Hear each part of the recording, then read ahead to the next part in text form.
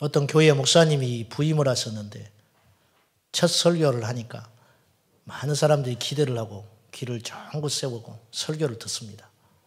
목사님 설교에 큰 은혜를 받았어요. 처음 설교에. 그 설교 주제가 서로 사랑하라. 그래서 성도들이 뭉클하고 은혜를 크게 받았습니다. 그 다음 주가 됐어요. 그 다음 주 됐는데 목사님이 또 설교를 하는데 똑같은 주제로 설교를 해요. 서로 사랑하시오. 그래서 지난주에 똑같은 설교를 또 목사님이 하시는구나. 이사하시고 바빠서 아마 그러는가 보다. 그래서 이제 조금 마음은 안 좋지만은 그래도 설교를 들어줬어요. 은혜는 당연히 절반으로 줄어들었지요. 셋째 주 되니까 또 설교를 하는데 또 서로 사랑하시오. 그렇게 설교를 하는 거예요. 이건 좀 심각한 거 아니냐. 치매가 있으신 것도 아니고 설교를 어떻게 똑같이 이렇게 하는가. 말이 없어졌어요, 사람들이. 넷째 주가 됐어요. 넷째 주가 됐는데 또 서로 사랑하시오. 그렇게 설교하는 거예요.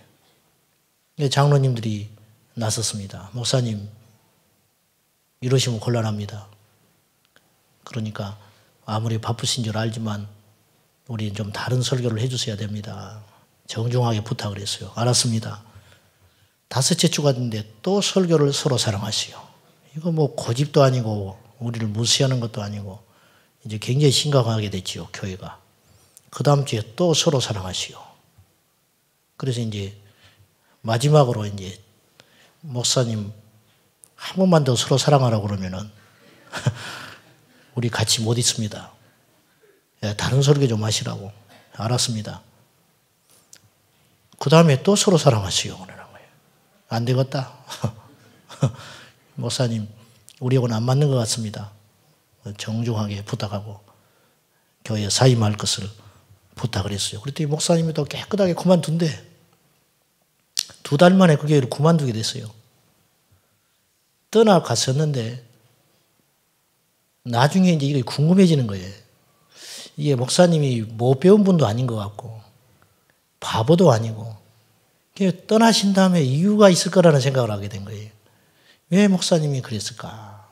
가지고 나중에 어떤 경로를 통해서 물어봤어요. 목사님, 왜 그렇게 똑같은 설교를 하게 됐는가? 그걸 이유를 안 물어보고 내쫓은 거예요. 왜 그러셨습니까? 다른 루트를 통해서 물어봤더니 목사님이 답을 했어요.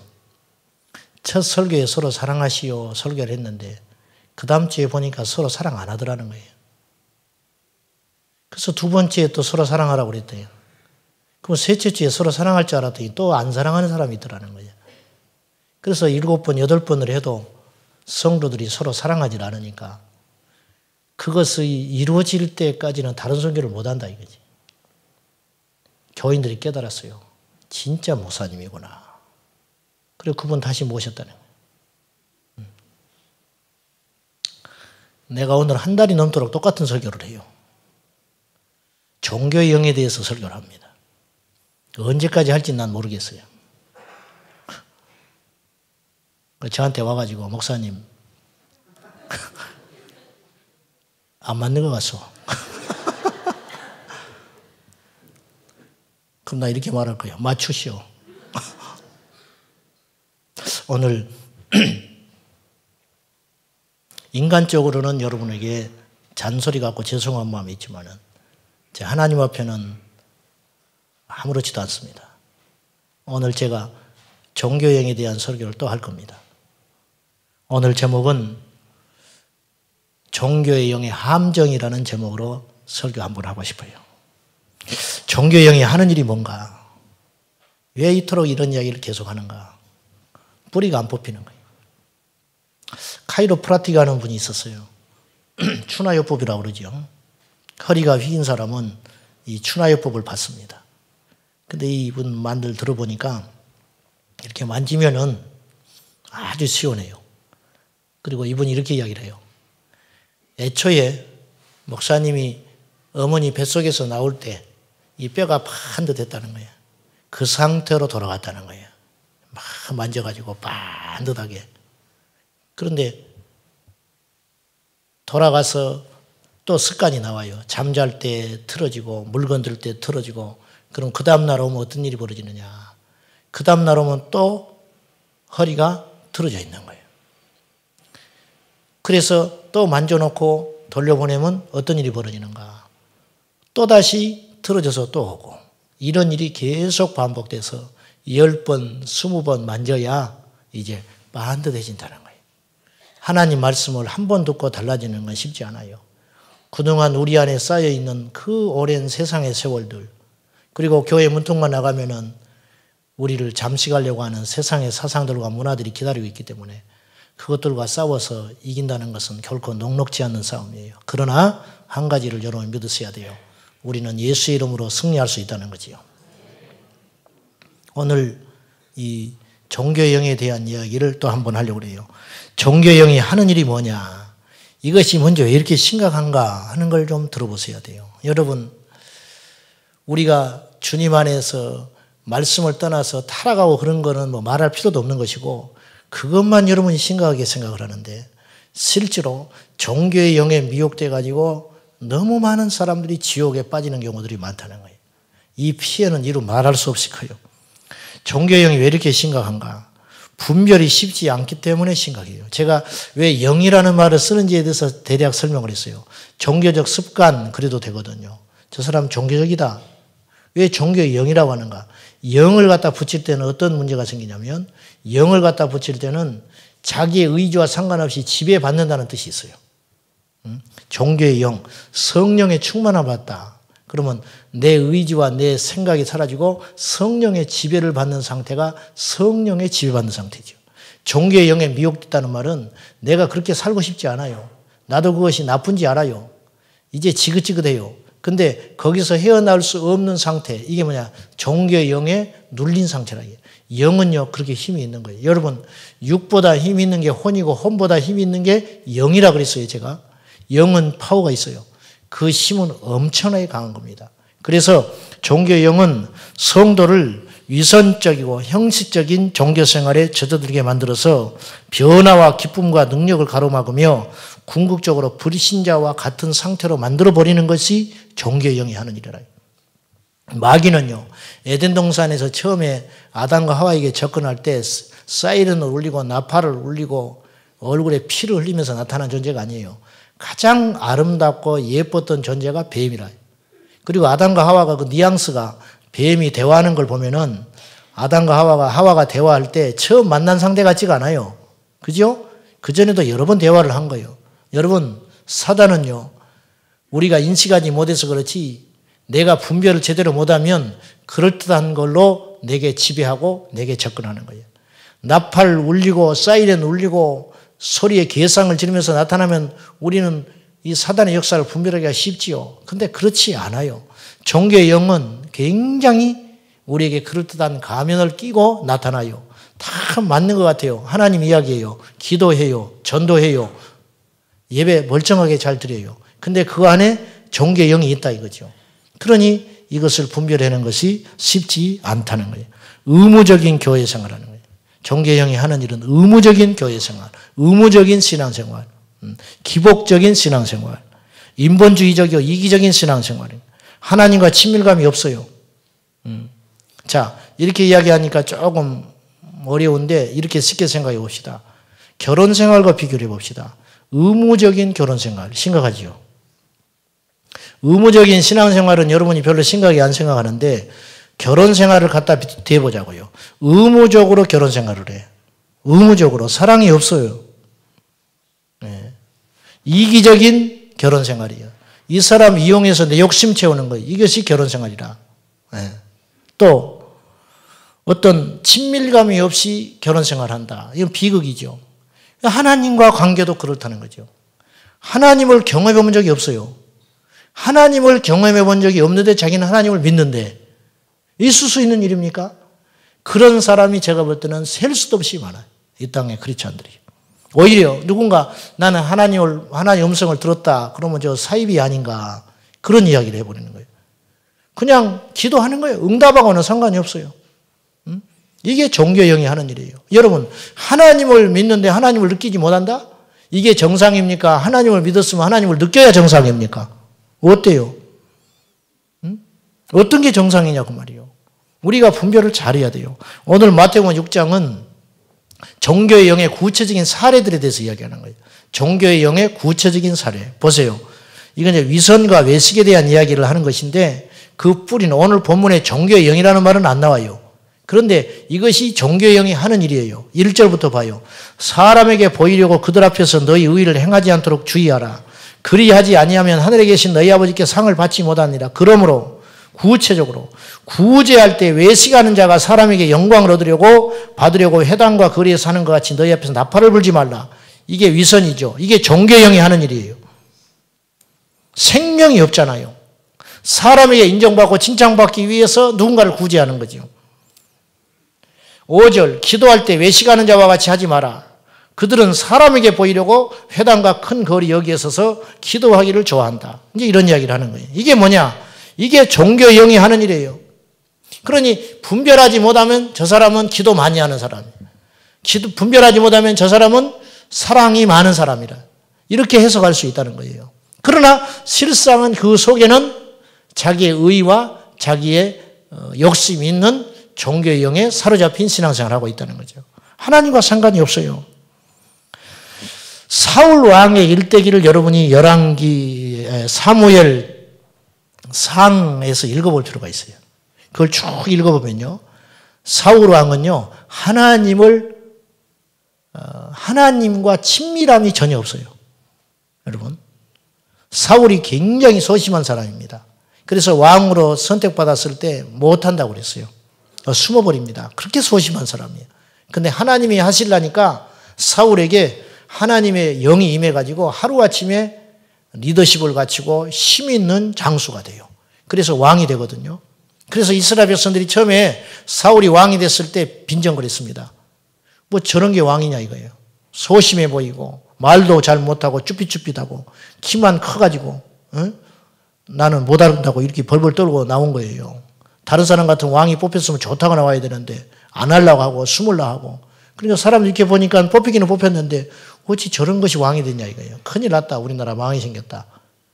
그랬던 사울인데 하루아침에 성령께서 임해요. 주의 영이 임해가지고 사울이요 담대한 용사가 됩니다.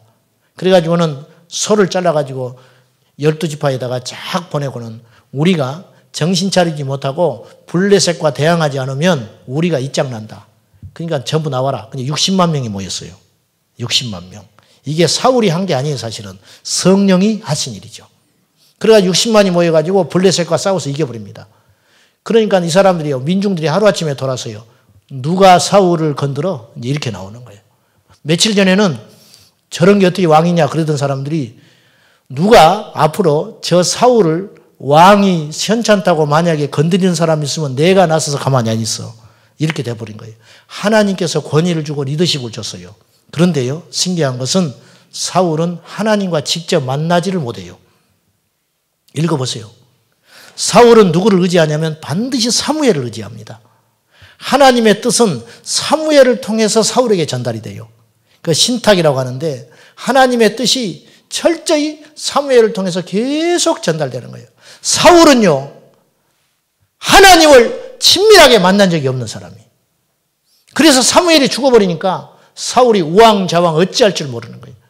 그래서 계시가 끊어져 버리니까 사울이 누구를 쫓아가냐면 신접한 여인을 쫓아가서 사무엘을 불러달라고 해요. 이게 할 수 있는 일이냐고 말이요. 이게 종교의 영이 하는 일이에요. 속지 마시오. 사울은 제사 지냈어요. 사울은 하나님의 이름을 불렀어요. 그런데 사울은 하나님을 만난 적이 없어요. 이게 종교의 영이에요. 묻겠어요. 여러분 예배 중에 하나님 임재를 경험해 봤습니까?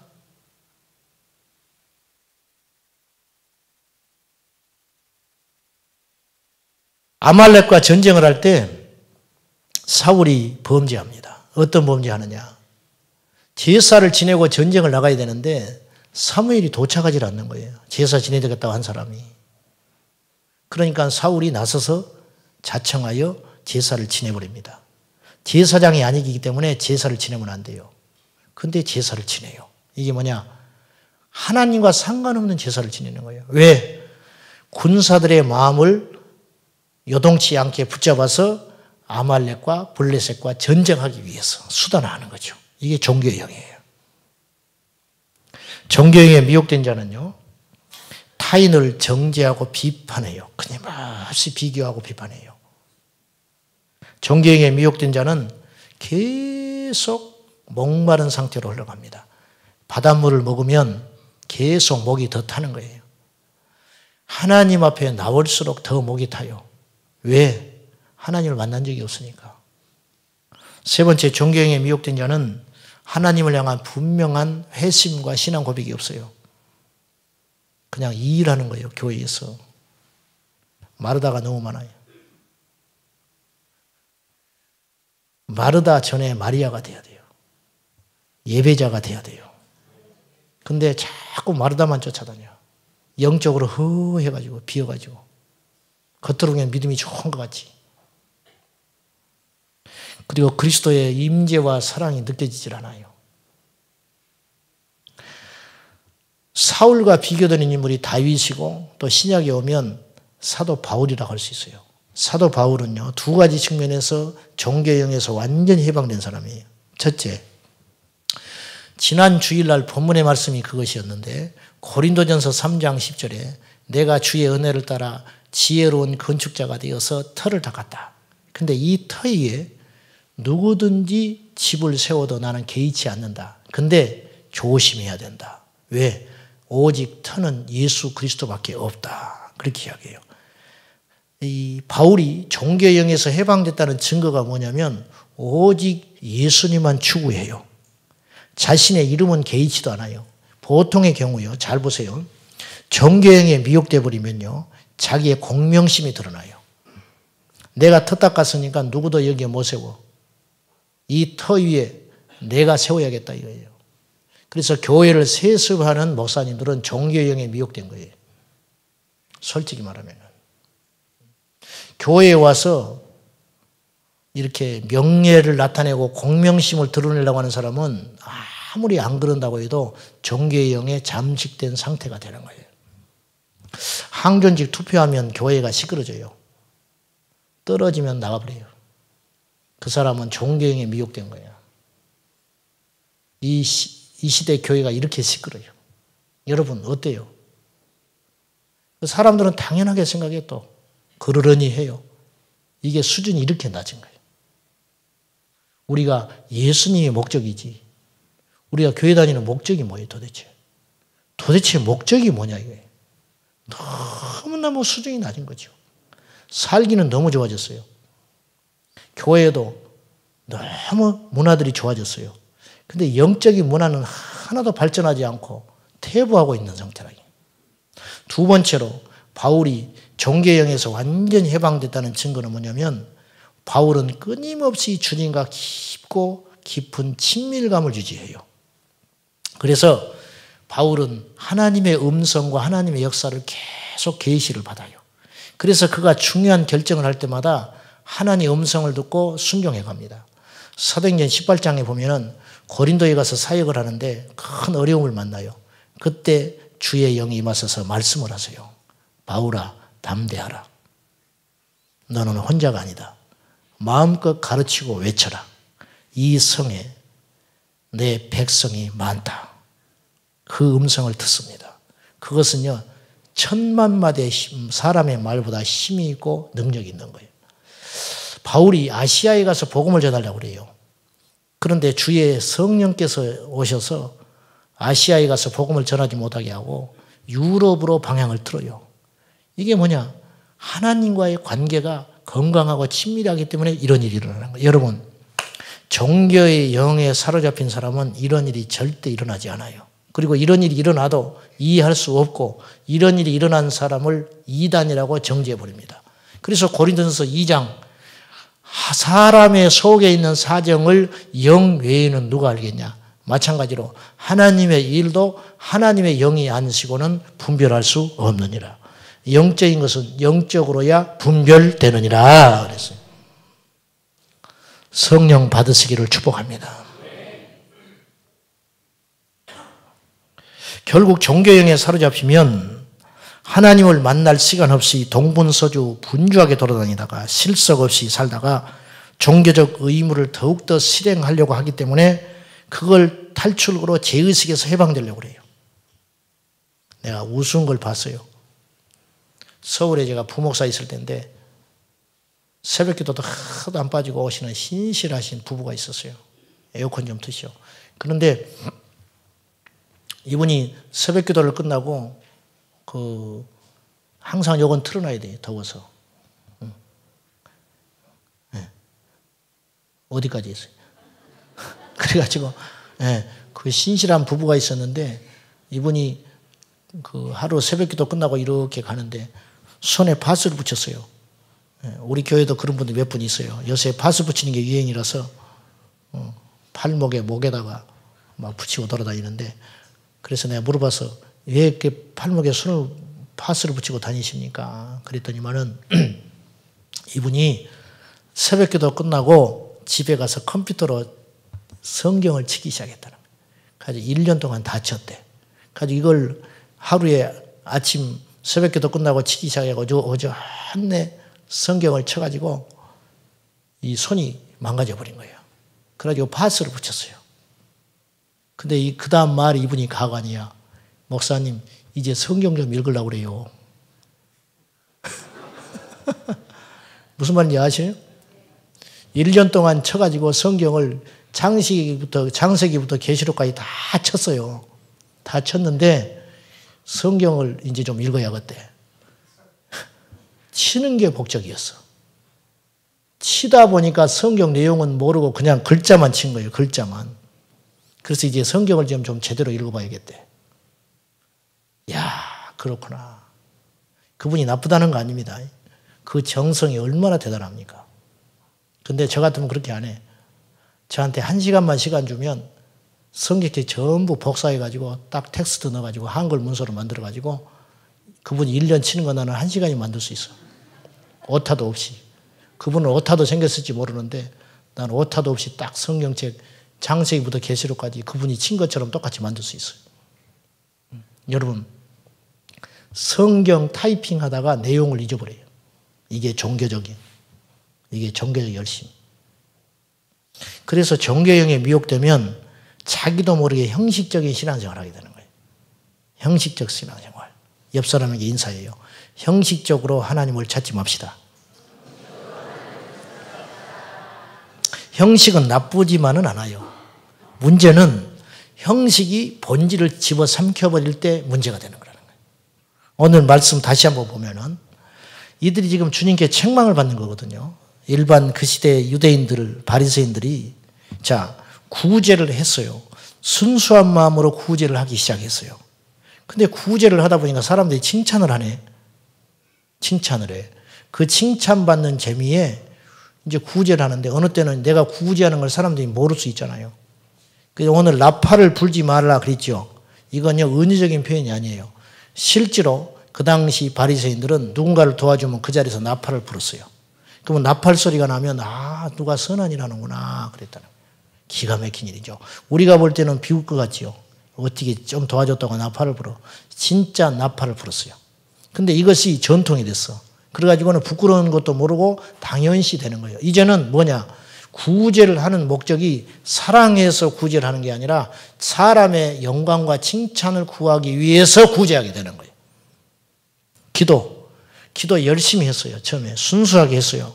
근데 기도를 하다 보니까 너무 기도하는 게 좋고 사모돼서 길거리 가면서도 기도를 하기 시작했어요. 근데 그렇게 하다 보니까 사람들이 칭찬을 하네. 이제 보니까 칭찬 듣는 것이 기도하는 것보다 위에 서버린 거예요. 이게 문제가 되는 거죠. 그래서 이것이 형식이라는 거예요. 형식. 하나님의 관계가 중요합니까? 교회 생활을 잘하는 게 중요합니까? 예? 물론 이것은 이제 크게 구분되지는 않지요. 근데 만약에 그런 상황에 놓인다면 우리는 어떤 걸 선택해야 하냐. 다시 하나님과의 관계가 중요해요. 교회 생활을 무난하게 하는 게 중요해요. 하나님과의 관계가 중요하지요. 그런데 형식주의에 매여 있는 사람은 용기가 없어서 그것을 포기를 못해요. 두 번째, 건강하지 못한 두려움을 갖게 돼요. 종교의 영에 미혹되면. 자, 근심이 두 가지가 있어요. 살리는 근심이 있고 죽이는 근심이 있어요. 두려움도 두 가지가 있어요. 살리는 두려움이 있고 망하게 하는 두려움이 있어요. 자, 오늘 이 밤에 두려움의 영에서 해방되시기를 축복합니다. 제가 교회 안에서 많은 분들 상대하고 상담을 해봤는데 의외로 두려움의 영에 매여 있는 사람들이 굉장히 많아요. 다른 사람이 나를 어떻게 생각할까? 40대, 40대 후반, 50대 후반 이런 주부들 있잖아요. 이런 주부들이 두려움에 꽉 매여가지고 남편한테 맞춰주고 자기 인생을 다 없애버린 사람이 있어요. 제가 한번 이야기했을 거예요. 제 아는 권사님은 그렇게 현모양처예요. 남편한테 그렇게 잘해요. 다른 여인들이 질투를 할 만큼. 근데 한 번은 뭔가 건강하지 못한다는 느낌을 내가 자꾸 받은 거예요. 왠지 자연스럽지가 못해. 남편이랑 같이 교회를 나오는데 남편은 이제 의무감으로 교회 나오는 거예요. 끌려서. 그리고 교회 와서 눈 감고 이러고 있어. 그리고 밥도 안 먹고 일체를 안 먹고 가. 그러면 부인 권사님은 절절절 매요. 막 남편이 나타나면 어쩔 줄 몰라. 계실 때하고 안 계실 때가 너무 달라. 그러니까 그냥 잘해주는 차원이 아니에요. 이거는 뭔가 건강하지를 못해. 건강하지를 못해. 그런데 어느 날 저하고 둘이 딱 맞닥뜨려 있을 시간이 있었어. 그래서 내가 속을 건드려 봤어요. 권사님 하면서 접근을 해서 떼더니 이분이 울면서 이야기를 하기 시작했어요. 신혼 초에 어떤 일이 있었냐. 결혼하고 얼마 안 됐는데 말다툼이 일어났어요. 그럴 수 있잖아요. 말다툼이 일어났는데 이 남편 되는 분이 가위를 얼굴에다 던져버렸어요. 가위. 다행히 비껴갔어요. 싹 비껴갔어요. 이분이 그 뒤로 눌려버린 거예요. 남편이 나타나면 심장이 두근두근하고 어찌할지를 못해. 이혼도 못하고 도망도 못 가. 그러니까 남편은 손찌검 한번 해본 적이 없어요. 그 이후로 그냥 가위만 던져버린 거예요. 그것이 지나갔어. 그 뒤로 퇴근 시간만 되면 심장이 두근두근하고 견딜 수 없어요. 근데 내색도 못해. 당신이 그렇게 하면 나는 못 살아. 그 소리도 못해. 당신 때문에 내가 이렇게 힘들어요. 그 소리도 못해. 그 세월을 30년. 여러분, 건강하지 못한 가정이 참 많습니다. 건강하지 못한 교회, 건강하지 못한 신앙생활이 많습니다. 안 싸우는 게 꼭 좋은 건 아니에요. 우리는 너무 싸워서 문제지만은 안 싸우는 것도 꼭 좋은 건 아니에요. 어느 한쪽이 일방적으로 죽어 있다는 걸 알아야 돼요. 여러분, 이게 두려움의 영이에요. 이것은 죽이는 두려움이에요. 죽이는 두려움. 사랑하는 여러분, 예수의 이름으로 해방되시기를 축복합니다. 누가 우리를 건드립니까? 우리는 왕권을 가진 사람이에요. 할렐루야. 우리는 왕권을 가졌어요. 이 세상의 왕권이 아니에요. 하나님 나라의 왕권을 가진 사람이라. 사단이 우리를 어떻게 건드려? 우리가 괜히 속는 거예요. 사단이 우리를 어떻게 건드려? 우리 안에 예수의 보혈이 능력이 있는데, 우리 안에 예수의 이름이 있는데, 여러분, 하나님이요, 사단하고 싸우다가 좀 밀리다가 이기다가 밀리다 이기다 이긴 게 아니에요. 사단은요, 하나님 앞에 반역할 마음을 먹는 순간 쫓겨나 버렸어요. 하나님 건드리지 못해요. 우리는 하나님의 자녀예요. 여러분, 왕의 자녀를 누가 건드립니까? 근데 우리는 왕자와 거지 같아 꼭. 궁궐 안에서 너무 생활이 무료해. 그냥 밖에 있는 거지가 그렇게 부럽네. 그래서 거지 되기를 사모해요. 그래, 거지가 입는 옷을 입고 싶고, 거지가 먹는 밥을 먹고 싶고, 거지가 사는 집에 가 살고 싶고, 거지가 노는 문화를 갖고 싶어요. 그래서 어느 날 간절히 가서 소원을 해요. 옷을 좀 바꿔다오. 네 집에서 하루만 자자. 그래가지고 왕자가 거지가 돼버렸어요. 누가 그렇게 시킨 것도 아니에요. 여러분, 하나님이 우리를 위하시면 누가 우리를 건드리냐 그래요. 바울이. 할렐루야. 하나님이 우리를 위하시는데 누가 건드냐는 거예요. 건강하지 못한 두려움이라. 건강하지 못한 두려움. 눌려가지고. 직장에 가서도 그래요. 정당한 권력을 못 찾아. 권위를 못 찾는 거예요. 그래가지고는 그냥 쫓겨날까 봐. 아니면 말아 그래. 아니면 오너가요. 밑에 직원이 떠나갈까 봐 어찌할 줄 몰라요. 가지고 투정 부리면 월급 좀 올려줘요. 투정 부리면 또 비유 맞춰줘요. 투정 부리면 회식해줘요. 여러분 두려울 것 없어요. 그만둬. 얼마든지 있어. 그때 축복이 임하는 거예요. 근데 그렇지 않으면 질질질 끌려다니다가 나중에는 주객이 전도돼가지고 내가 이 사람을 다 먹여 살리고 있는 거예요. 여러분 하나님은 질서의 하나님이고 하나님은 권위의 하나님이에요. 자식의 눈치 보고 사는 부모들이 굉장히 많습니다. 오늘 이 밤에요. 부모를 대적하는 자식도 나쁜 놈이지만은 자식의 비율을 맞추고 자식의 눈치 살피고 사는 부모는 더 못된 거예요. 왜? 자식을 멸망길로 보내고 있는 거예요. 여러분 부모의 권위를 찾으셔야 돼요. 어디서 눈을 지켰더? 누나를 뽑아버려야지. 어디서 말대꾸를 해? 이빨을 뽑아버려야지. 우린 주로 뽑아버리는 걸 좋아하니까. 어디서? 여러분 좀 말이 제가 과격한데 부모 스스로가 영적 권위를 상실했어요. 이 시대가. 그래서 자녀들이 복을 못 받아요. 성경은 부모를 공경하라. 그러면 두 가지 복을 줘요. 하나는 땅에서 네 생명이 길리라. 또 하나는 이 땅에서 기름진 복을 누리리라. 장수하고 잘 된다 그랬거든요. 부모를 공경하면 장수하고 잘 돼요. 근데 부모를 공경할 수 없도록 만드는 거예요. 30살이 됐는데 밥을 할지도 몰라. 여러분 시집 보냈으면은 신경 끄세요. 살림 다 살아줘야 돼. 가서 살림 다 살아줘. 우리 아내가 명언을 잘해요. 근데 지난 오후에 제가 말을 정정하겠습니다. 오후 예배 오신 분들은 아는데 서방은 남의 서방이 좋고 자식은 내 새끼가 좋다. 이렇게 말을 한다고 그랬더니 정정 보도가 들어왔어요. 자기는 그렇게 말한 적이 없다는 거예요. 그럼 뭐냐? 서방은 남의 서방이 좋아 보이고 좋은 게 아니고 좋아 보이고 자식은 내 새끼가 좋다. 정정합니다. 정정. 근데 요새 이런 말 잘하대. 또 어디서 그런 거 배워가지고 딸들이 많으면 비행기 타다가 죽는데요. 아들이 많으면 굶어 죽는데 딸이 하나면 싱크대 밑에서 죽는데 일해주다가 딸 살림 다 해주다가 일리가 있죠. 근데 이것이 세상이 망가진 증거라. 여러분 이 두려움이 우리 축복을 가로막아요.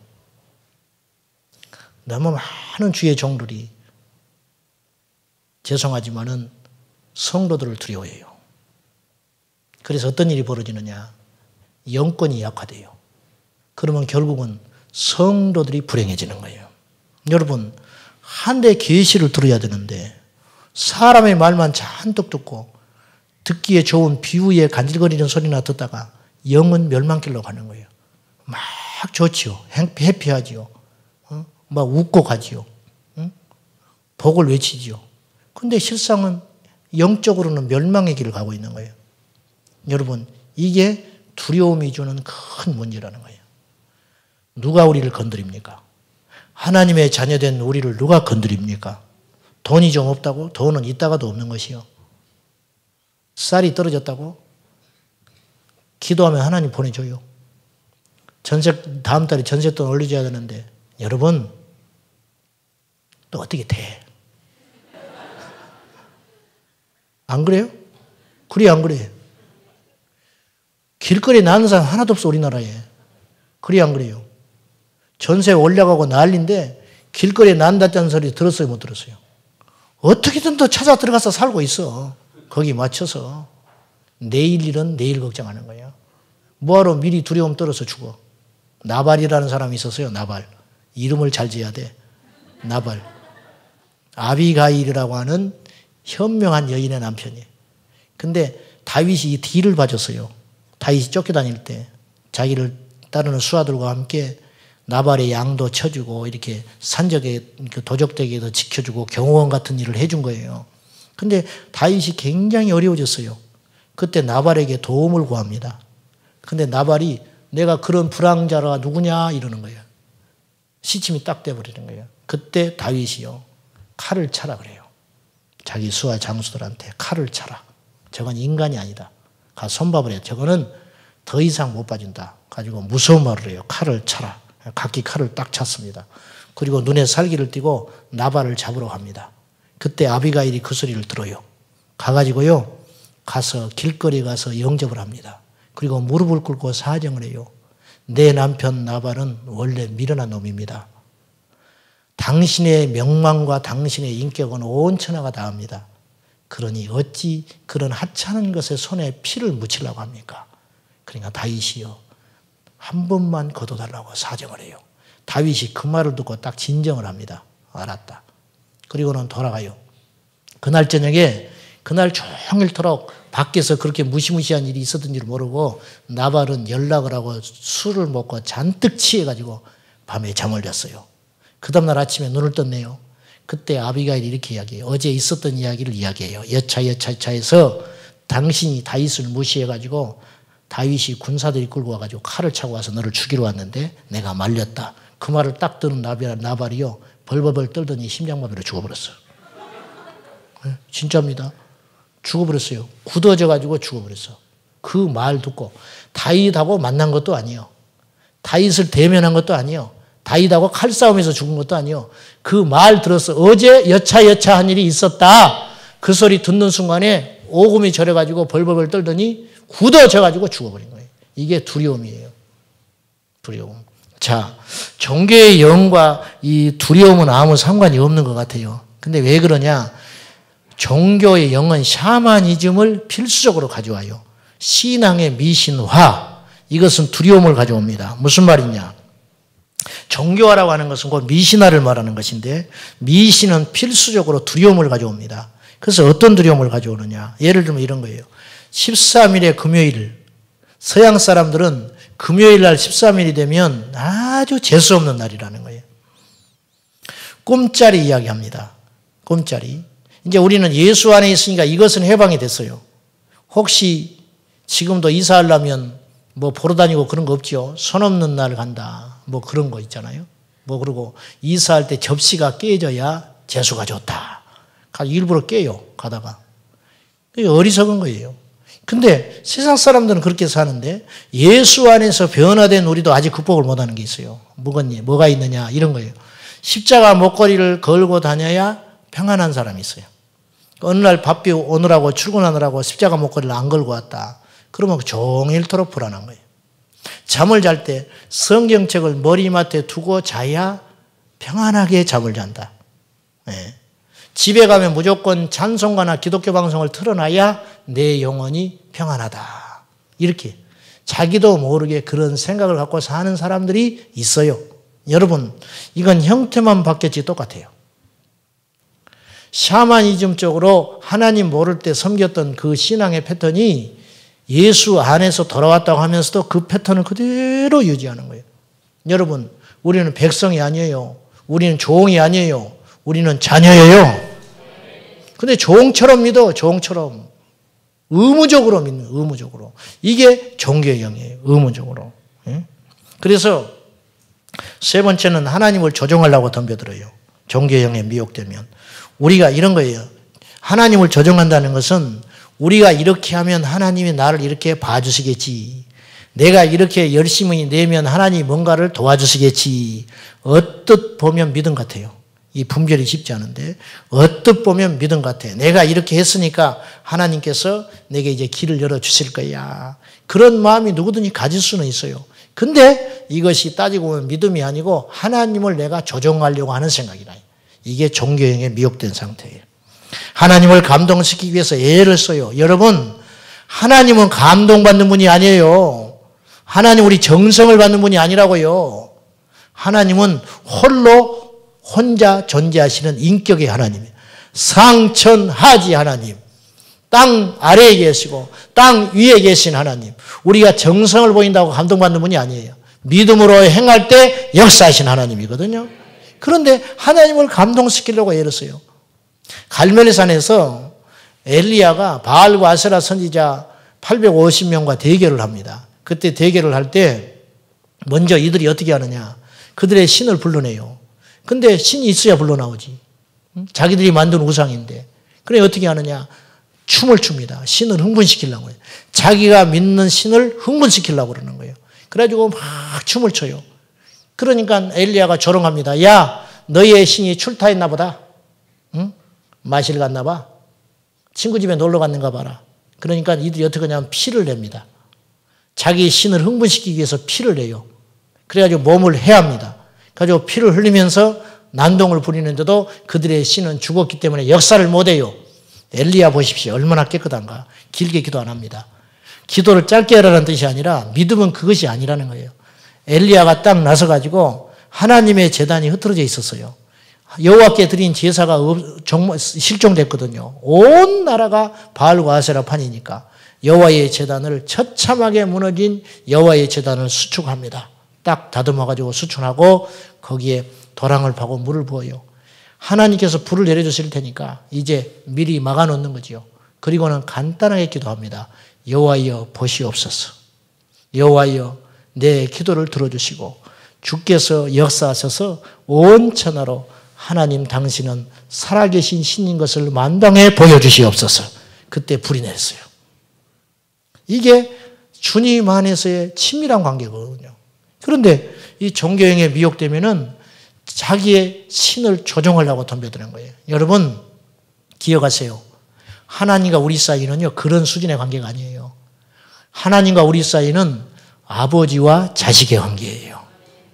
그러니까 여러분들이 힘들고 피곤하면 기도 못할 수 있죠. 그런다 우리를 때리기 시작하면 젠장 죽었어요. 여러분 우리가 육체의 한계를 갖고 있어요. 아버지 제가 오늘 너무 피곤해요. 그러나 주님은 내 마음 아시지요. 그리고 주무실 때도 하나님은 내게 여전히 사랑해 주시고 하나님은 내게 여전히 응답하시고 할렐루야. 또 다음 주에 아무도 안 올까 싶으네. 주님 내가 오늘 몹시 피곤해요. 금요일에 가야 되는데 주님 아시지요. 저는 죄가 없습니다. 목사님이 그렇게 하라고 그랬으니까 엿다구로 들으면 안 된다. 네 번째 전통이에요. 전통이 꼭 나쁘진 않아요. 전통은 쉽게 말하면 작게는 이런 거예요. 우리 집은 매주 월요일 날 온 식구가 모여서 저녁 식사를 먹는다. 이게 전통이죠. 뭐 거창한 게 아니고 성탄절은 우리 식구들은 항상 선물을 서로 교환한다. 이제 이런 거죠. 이런 것이 전통이에요. 뭐 전통이 나쁜 건 아니죠. 문제는 전통주의가 될 때 문제가 생기는 거예요. 전통주의. 예를 들면 이런 거예요. 어떤 형제자매가 결혼을 했는데 목사님께 와 상담을 해요. 목사님, 오늘 우리 부부가 이혼을 하려고 합니다. 그래서 왜 그러냐 그랬더니 우리 어머니 아버지가 제게 더 이상 도저히 서로 안 맞으니까 이혼하라고 하셔서 우리 집안의 전통은 부모님의 말을 거역하지 않는 것입니다. 그러니까 우리가 이제 이혼하려고 합니다. 이게 실제 있었던 일이에요. 실제. 목사님 호통을 쳤어요. 돌려보냈어. 얼마 후에 또 찾아왔어요. 아이를 가졌어. 목사님 낙태를 하려고 합니다. 왜? 병원에 간 내가 안 좋대요. 근데 부모님하고 상담을 했더니 부모님이 낙태를 하라고 그러니 이제 낙태해야겠소. 그렇게 이야기한 거예요. 목사님이 이렇게 이야기했어요. 부모의 말을 들을래? 하나님의 말씀을 들을래? 이건 아주 극단적인 예일 수 있는데 우리가요 전통보다 하나님을 우위에 둬야 되는데 하나님을 전통 아래에 둬버리는 순간에 우리는 전통의 종이 되는 거예요. 그리고 하나님은 없어요. 입으로는 하나님을 찾아. 입으로는. 역사를 자랑하지 마라 그랬어요. 하나님이 우리의 인생의 자랑이고 유일한 신이에요. 근데 그걸 놓쳐버리는 거예요. 여러분 이런 헛된 종교 생활을 너무 많이 하는 거예요. 말씀 맺겠습니다. 진리 안에서 성령의 인도하심으로 자유하시기를 축복합니다. 하나님은요 정지되어 있는 분이 아니에요. 하나님은요 오늘 우리에게 임하시는 실제적인 살아계신 신이세요. 하나님께서 역사하는 방법은 아주 다양하고 변화무쌍하십니다. 무슨 말이냐? 이스라엘 백성들을 인도할 때 모세에게 아말렉과 첫 전쟁을 할 때 그때 전쟁하는 방법을 손을 들라고 그래요. 그런데 손을 내리면 패배하는 거예요. 손을 들어야 돼요. 이게 하나님의 전쟁 방법이었어요. 근데 홍해를 앞두고는 하나님께서 어떻게 하냐면은 가만히 있으라 그래요. 너희는 가만히 있어 여호와의 크신 일을 보라 그래요. 그때는 가만히 있는 것이 하나님의 방법이에요. 요단강을 건널 때는요, 홍해가 갈라질 때는 가만히 있었어야 했어요. 요단강을 건널 때는 하나님께서 가만히 있으라 하지 않아요.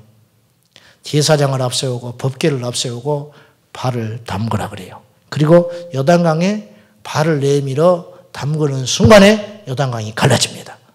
하나님의 방법은 정체되어 있는 분이 아니라는 거예요.